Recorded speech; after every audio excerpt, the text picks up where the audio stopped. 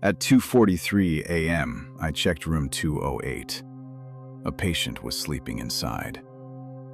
At 2:44 a.m., I checked the hospital records. Room 208 was empty. No patient assigned. No recent admissions. No scheduled transfers. Nothing. At first, I thought it was a paperwork mistake. By 4 a.m., I realized the hospital records were right. The patient wasn't supposed to exist. I worked as a night nurse at a small hospital outside Pittsburgh. The overnight shifts were usually boring. Medication rounds, vitals, paperwork, occasionally an emergency admission. Nothing unusual. That night started exactly the same, until I entered room 208.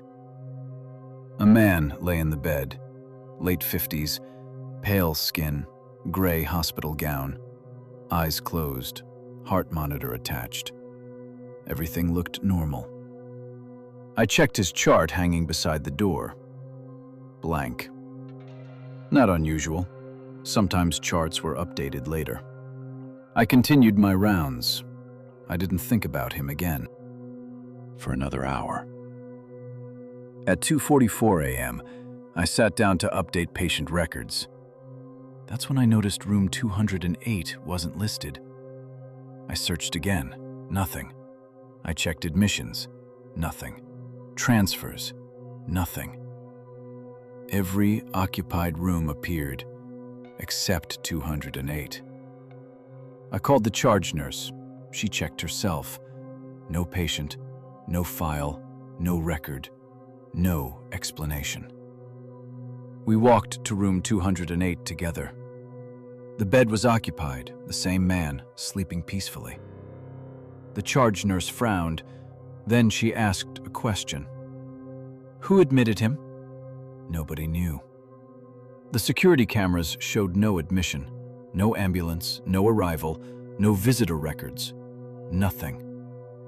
It was as if he had simply appeared inside the room. At 3:07 a.m., the patient opened his eyes. I happened to be checking another room when it happened. A nursing assistant screamed. We rushed inside. The patient was sitting upright, looking directly at her. The assistant was shaking. I asked what happened. She pointed toward the patient. He knew my name. I felt a chill. The assistant had never entered that room before, had never spoken to him. Yet, according to her, the patient looked at her and said, "Good evening, Rachel," then smiled. Things became stranger after that. Every staff member who entered room 208 reported something different.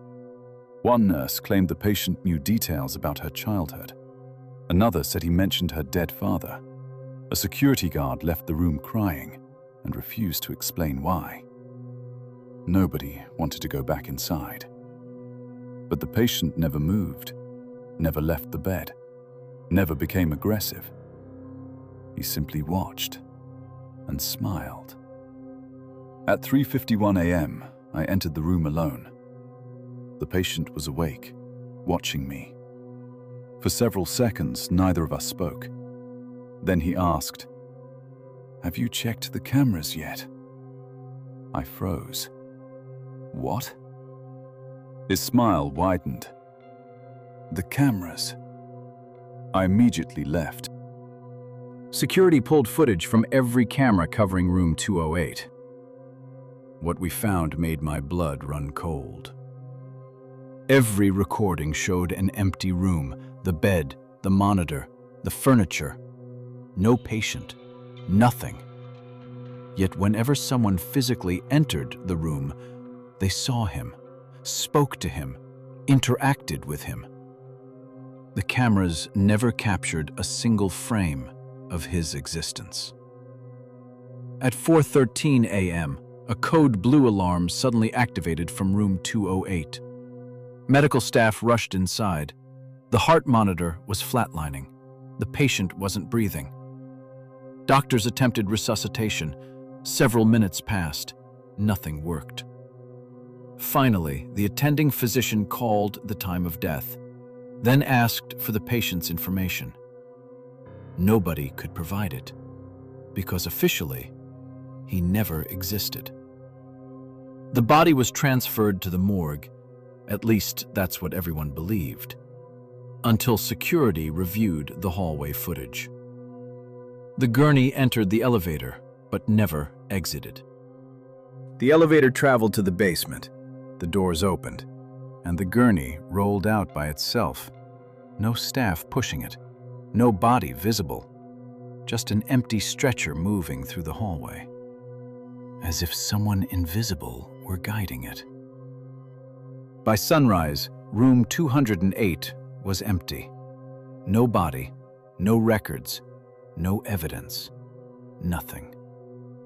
Administration blamed a software issue. Most of the staff accepted that explanation. I didn't. Because before leaving that morning, I checked the room one final time. Someone had written a message on the fogged bathroom mirror, a message that hadn't been there before. 3 words, perfectly centered, as if waiting for me. Room 208 is safe. Below it was another sentence, one I still think about years later. The others are not. Most people think hospitals are scary because people die there. They're wrong. The dead are usually the quiet ones. It's the things that shouldn't be there that you need to worry about. I learned that during my 3rd week working the night shift at St. Augustine Hospital, a place that should have been shut down years ago. The building was old enough that entire sections had been abandoned and forgotten. Whole hallways sealed behind locked fire doors. Unused operating rooms collecting dust. Patient records dating back to the 1960s. The kind of place where every floor felt colder than the last. My shift started at 11 p.m. At midnight, the day staff left. By 1 a.m., the hospital became something else. Quieter, heavier. Like the building was finally alone. That was when I noticed the protocol. A single laminated sheet taped inside the security office.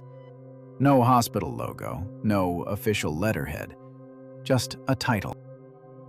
Night Shift Protocol. Below it were 6 rules. At first, I assumed it was a joke, until I read Rule 1. 1. If you see a patient standing at the end of Corridor C after 2:17 a.m., do not approach them. Corridor C has no active rooms. I laughed. Then I kept reading. 2. If room 314 appears on any floor map, notify security immediately. Room 314 does not exist. If someone calls from extension 99, do not answer. Never enter the old surgical wing between 3 and 4 a.m. If a patient asks whether it is still raining outside, leave immediately and notify a supervisor. If you encounter another version of yourself, do not acknowledge it. That last one made me smile. I assumed some exhausted night worker had created the list years ago, a creepy hospital prank, nothing more. Then 2:17 a.m. arrived, and I stopped laughing. I was walking toward the elevators when I noticed someone standing at the far end of Corridor C, perfectly still. Hospital gown, bare feet, head tilted downward. The corridor lights flickered weakly overhead. I remembered Rule 1. I almost laughed again. Almost. Because Corridor C really didn't have any rooms. Just a dead-end hallway ending at a concrete wall. The patient should not have been standing there. There was nowhere for them to come from, and nowhere for them to go. I called out. No response. The figure remained motionless. Then the lights flickered, just once. The hallway went dark for less than a second. When the lights returned, the patient was closer, maybe 20 feet closer, still motionless, still staring at the floor. My stomach tightened. I hadn't seen them move, not even a step. I turned around and walked away, fast. At 2:41 a.m., my desk phone rang. Extension 99. I froze. The protocol flashed through my mind. Extension 99, exactly as written. I stared at the display.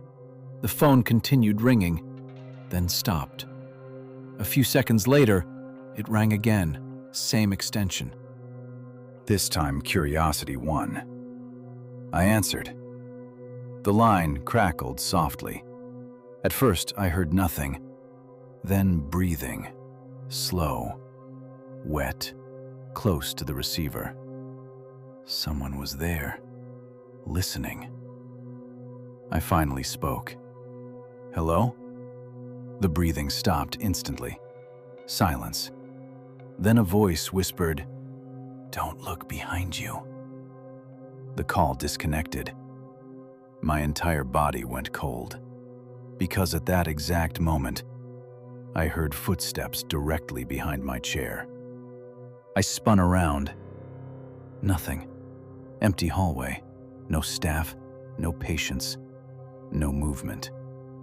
But the footsteps continued, walking away, as if someone invisible had been standing inches from me and had just left.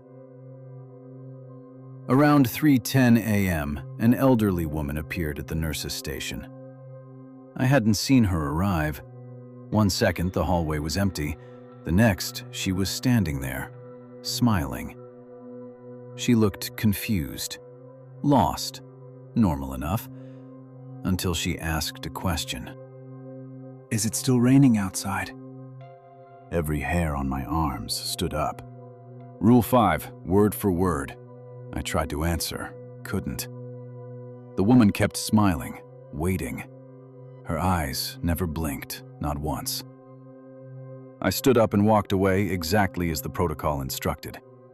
The entire time I could feel her watching me, even after turning multiple corners, even after reaching another floor. I still had the overwhelming feeling that she was directly behind me. At 3:28 a.m., security called. A patient had wandered into the abandoned surgical wing, the wing that supposedly closed decades ago. The same wing mentioned in Rule 4. My supervisor wanted me to help search. I almost refused. Almost. But explaining a list of creepy rules wasn't exactly going to work. So we entered. The first thing I noticed was the smell. Dust, mold, and something metallic underneath, like old blood. The lights barely worked. Long shadows stretched across peeling walls. Operating room doors stood partially open.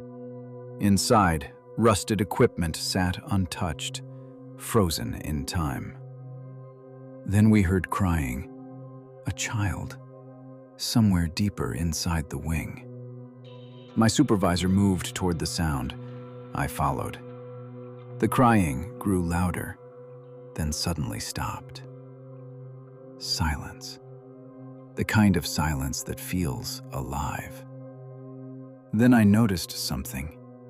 Every operating room window reflected us, except one. In one reflection, there were 3 people, not 2. My supervisor, myself, and someone standing directly behind us. Tall, thin, smiling. I turned around. Nothing there. When I looked back at the reflection, the 3rd figure was gone. We found no patient, No child. Nothing. At 3:57 a.m., we finally left. I thought the worst was over. I was wrong. Because that's when I saw myself. I was returning to the security office when someone stepped out of an elevator, wearing my uniform, my shoes, my ID badge, my face. Everything identical. Every detail. Even the scar above my eyebrow. The thing stopped. So did I. The protocol flooded back into my mind. If you encounter another version of yourself, do not acknowledge it. For several seconds, we stared at each other. Then it smiled. I didn't. It slowly raised one hand and waved. I looked away immediately, walked as fast as possible, never turning back, never speaking, never acknowledging it. Exactly as instructed. The next morning, I quit. No notice, no explanation. I never returned. Years later, I still think about that hospital, still think about those rules, still wonder who wrote them. But there's one thing I never forgot. A week after leaving, I received an email from an unknown address. No subject line, no message, just a single attachment. A security camera image, taken at 3:14 a.m. inside St. Augustine Hospital. The photograph showed the security office, my old desk, my empty chair. And standing directly behind it was me, smiling at the camera. The timestamp said the photo was taken 3 days after I quit. The first time it happened, nobody thought much of it. Hospitals are chaotic places. Patients get transferred, charts get mixed up, people make mistakes. But after the fourth move, we realized something was very wrong. Because the patient in room 412 had never left his bed. I worked nights at a regional hospital in Ohio. The fourth floor was mostly long-term patients. Quiet, predictable. The kind of floor where nothing interesting ever happened. Until Mr. Holloway arrived. He was admitted shortly before midnight. 72 years old. Stable condition. No cognitive issues. No psychiatric history. Nothing unusual.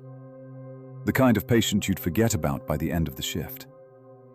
At 12:18 a.m., I placed him in room 412. I remember because I personally checked him in. At 1:03 a.m., another nurse called me. She sounded confused. "Why is your patient in room 419? I laughed. "He isn't," she insisted. I walked down the hallway, and there he was, lying in room 419, sleeping peacefully. The same patient, same hospital bracelet, same chart, same everything. Room 412 was empty. The strange part? Nobody saw him move. No wheelchair, no transport order, no camera footage. Nothing. One moment he was in room 412. The next, he was in room 419. Administration assumed somebody had made a mistake, so we moved him back. Problem solved. Or so we thought. At 2:11 a.m., he appeared in room 403. At 2:47 a.m., room 427. At 3:06 a.m., room 415. Every move followed the same pattern. Nobody witnessed it. Nobody recorded it. Nobody could explain it. Yet every time we found him, he was asleep. Exactly the same position. Hands folded, eyes closed, completely still. Almost like he'd never moved at all. Around 3:20 a.m., security became involved. The supervisor reviewed every hallway camera. Hours of footage. Nothing. No movement. no patient leaving rooms, no staff transporting him. It was impossible. Then security noticed something worse. The patient wasn't moving through the hospital. The rooms were changing around him. At first, nobody understood what that meant. Then they showed us the footage.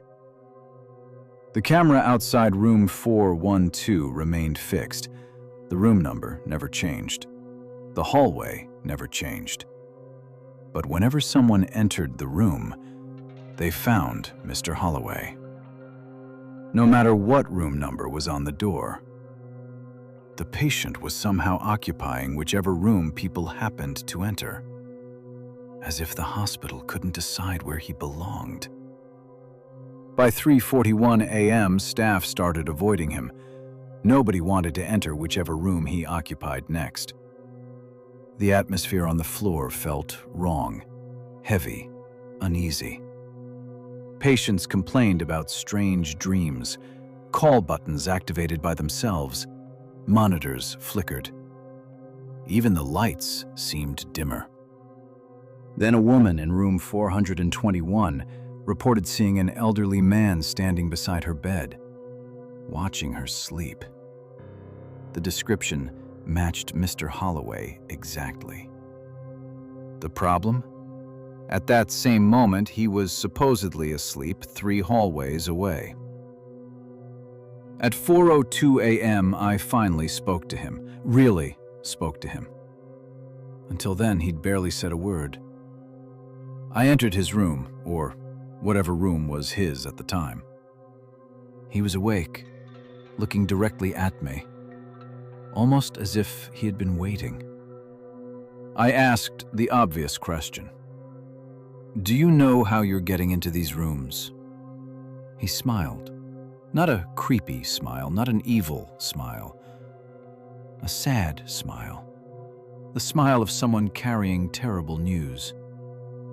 Then he said, "I'm not moving." I felt my stomach tighten. What does that mean? His eyes drifted toward the hallway, and for the first time, genuine fear appeared on his face. They're moving the rooms. I left immediately, because deep down, I knew he wasn't joking. At 4:30 a.m., the floor plan changed, physically. Doors appeared where none had existed before. Supply closets became patient rooms. Hallways seemed longer. Nurses got lost on a floor they'd worked for years. Even emergency exit maps no longer matched reality. People began panicking. The hospital administration blamed fatigue, stress, night shift confusion. But we all knew what we were seeing. The building itself was changing. At 4:52 a.m., every patient monitor on the 4th floor activated simultaneously. Hundreds of alarms, one after another. The sound echoed through the entire hospital. Staff rushed into rooms. Every monitor displayed the same message, not heart rates, not vital signs, a room number. Every screen, every floor, every department. The problem was, room 413 didn't exist. Not anywhere in the hospital. Then security discovered something hidden inside old architectural records. Decades earlier, before several renovations, there had been a room 413. It had existed only briefly, for less than a year. Then an accident occurred. Afterward, the room was permanently sealed behind a wall. Its records were removed. Its number retired. Most employees had never heard of it, including me. At exactly 5:13 a.m., every light on the 4th floor went out. Complete darkness. For 3 seconds, no more. When the power returned, Mr. Holloway was gone. The bed was empty. The room was empty. And every hallway had returned to normal. No extra doors, no shifting floor plan, nothing. Just an ordinary hospital again. The investigation lasted months. Nobody found an explanation. Security footage vanished. Maintenance records disappeared. Administrators refused to discuss it.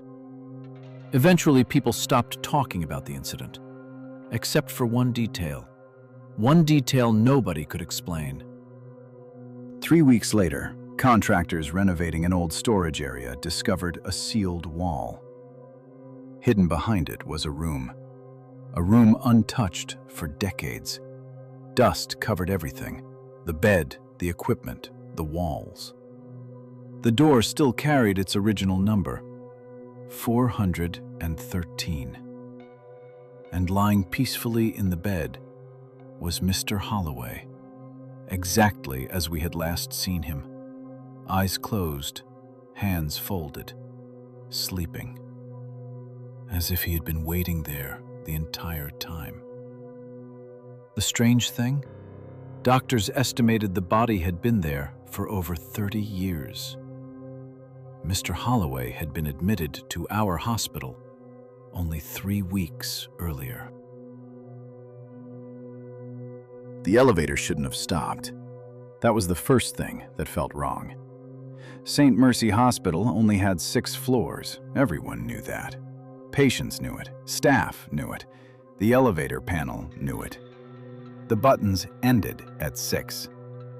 So when the elevator suddenly jolted to a stop and the display changed to a glowing number 7, I thought the system had malfunctioned. I was wrong. The doors opened, and there was a floor waiting outside. A floor that wasn't supposed to exist. I had been working nights for almost 2 years, long enough to know every hallway, every nurse, every strange noise the building made after midnight. Hospitals are never completely quiet. Machines beep, air vents hum, patients call for help. But the hallway outside the elevator was silent. Not normal silent, wrong silent. The kind of silence that makes you aware of your own heartbeat. The corridor looked old, much older than the rest of the hospital. Yellow walls, dim lights, faded room numbers, as if the entire floor had been forgotten decades ago. The doors slowly closed behind me. I immediately pressed the elevator button. Nothing happened. The display was gone. The elevator no longer existed. Only a blank concrete wall remained. My stomach dropped. Then I heard a voice. A woman, somewhere down a hallway, crying. Soft at first, then louder. I started walking toward it, mostly because standing still felt worse. Room numbers appeared along both sides of the corridor. Every room door was slightly open. Every room was dark. As I passed the first doorway, I glanced inside. The bed was occupied. Someone was lying beneath the sheets, completely motionless. I kept walking. The crying continued. Room 702, another patient, motionless. Room 703, another. Every room occupied. Every patient completely still, almost like they were pretending to sleep. Almost. Then I noticed something. No machines, no monitors, no IV poles, no medical equipment. Nothing. Just beds and patients, waiting. The crying stopped, instantly. Every sound disappeared. I froze. Something had changed. The hallway felt different, heavier, like I wasn't alone anymore. I slowly turned around. The door to room 703 was fully open now. It hadn't been before, and the patient was gone. The bed was empty. I began walking faster. Then I passed room 704. Empty, empty, empty. One by one, the beds were becoming vacant. The patients were disappearing. But I never saw them leave, never heard footsteps, never heard doors open. They were simply gone. And somewhere ahead of me, something moved. A shadow crossing the hallway. Tall, thin, human, almost. I stopped at the nurse's station. An old desk sat abandoned beneath flickering lights. There was a logbook lying open. The last entry had been written 23 years earlier. A single sentence. Do not let them know you can see them. That was it. No signature, no explanation. Just that warning. Then I heard breathing, right beside me. The chair across the desk was occupied. I swear it had been empty a second earlier. An elderly nurse sat there smiling, perfectly still, watching me. She looked normal, until she spoke. "You took the elevator, didn't you?" I couldn't answer. The nurse's smile widened. "You shouldn't have done that." Then she looked past me, toward the hallway, and all color drained from her face. "Run." I turned. The corridor was full. Every patient who had disappeared was standing there, hundreds of feet away, perfectly still, watching. Then one of them took a step, then another. Then all of them started walking, at exactly the same speed, toward me. I ran, past rooms, past empty beds, past flickering lights. The hallway seemed longer now, much longer, like the floor itself was stretching. Behind me, I could hear hundreds of footsteps, perfectly synchronized. Closer, closer, closer. Then I saw the elevator. The doors stood open, waiting. I threw myself inside and hit the emergency button. The doors slammed shut. The elevator began moving. For several seconds, I stood there gasping. Then I looked up. The display showed 7, 6, 5, 4, 3, 2, 1, 0, -1. The elevator kept descending. And that's when someone whispered from the corner behind me, "Nobody leaves the 7th floor the first time."